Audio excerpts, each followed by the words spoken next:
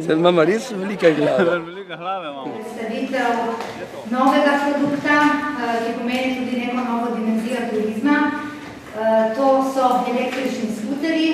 To so bili financirani, bi poudaril, skozi projekt LIDER, skozi spravi agencijo, ki je LAS, lokalna akcijska skupina jugozahodnega dela Severne Primorske, in to je eden izmed 33 uspešnih projektov, ki smo v projektu oziroma v akcijski skupini LAS izvedli od leta 2007 do 2014 in skupno uspešno počrpali vseh 100% dodeljenih sredstev.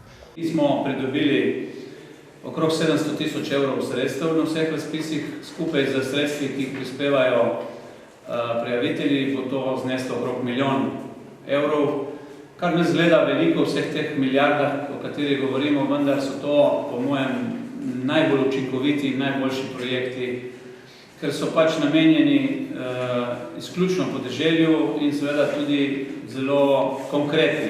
Sedaj začenjate z ekoskuterji. Kaj je tisto, da ste se odločili, da greste še v ekoskuterje, da nadgradite to ponudbo, ki imate že sedaj s kolesi? No, torej sledimo ekosmeri. Že pred časom smo se zavezali, da bomo vse nove produkte, ki jih uvajamo, nekako obarvali ekološko, ozaveščeno z odgovornim odnosom do narave.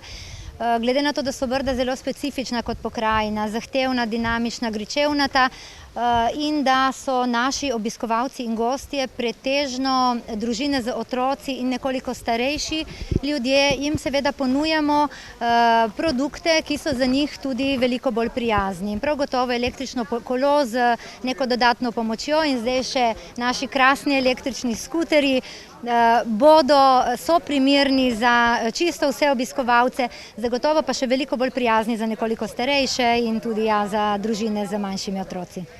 Pa bo vseeno preverjanje, bo 0,0 veljala za ekoskuterje? Ja, nažalost. Tega pravila nam ni uspelo spremeniti, tako da še vedno velja tudi v Brdih 0,0. Smo tako za en taki dan za preživeti, je pa prijetno. Odlično. Edini problem je, ko moraš piti radensko v Brdih. Danes so k vam prišli prvi skuterji, ali se nadejate, da bo zaradi te dodatne turistične ponudbe k vam prišlo več obiskovalcev, turistov? Z začetka verjetno ne, kada bo ta stvar postala malo bolj aktualna, ko bojo malo ljudje spoznali, zakaj se gre, kaj je to, ta ponudba nam pripomore, po mojem s cajtom ja, tako da nobeno stvar ne moramo gledati tako kratkoročno.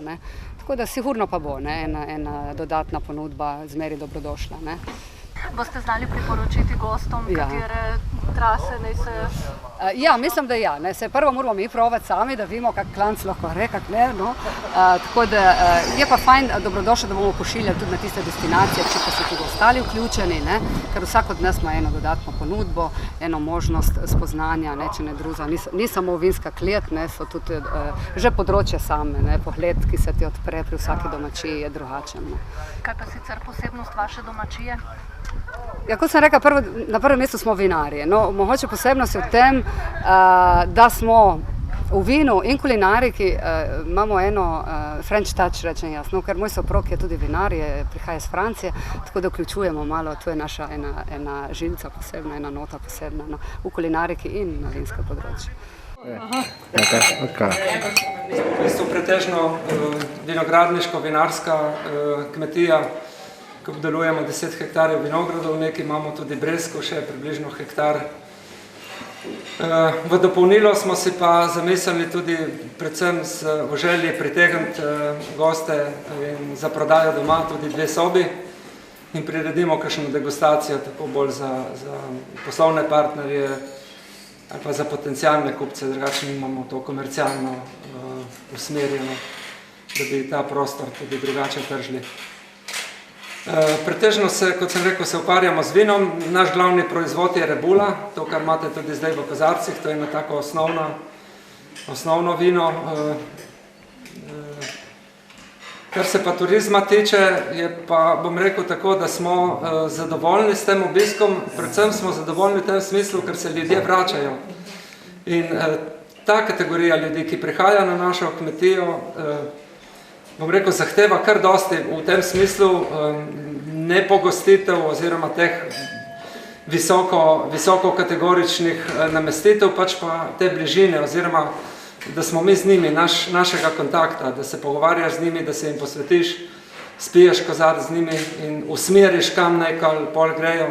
Tako da se nadejamo, da tudi recimo ti električni skuterji, da nam bojo v neko, kako bi rekel, en tak vzgib, da se bojo odločali in da se tudi popeljejo po Brdih.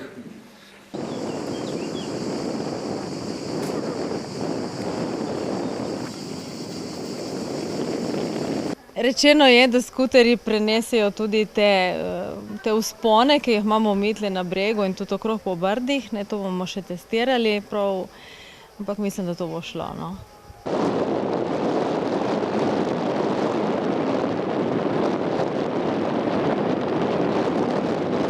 Da se nekomu zaupaš tako po 30 letih na motorju, ja, kako? Popolnoma sem se počutila. Odlično, ja. Čeprav so bile in doline in hribi in vzponi in tako tudi celo... Na življenju so zmeraj vzponi in padci, ne? Sva zmogla, no. No.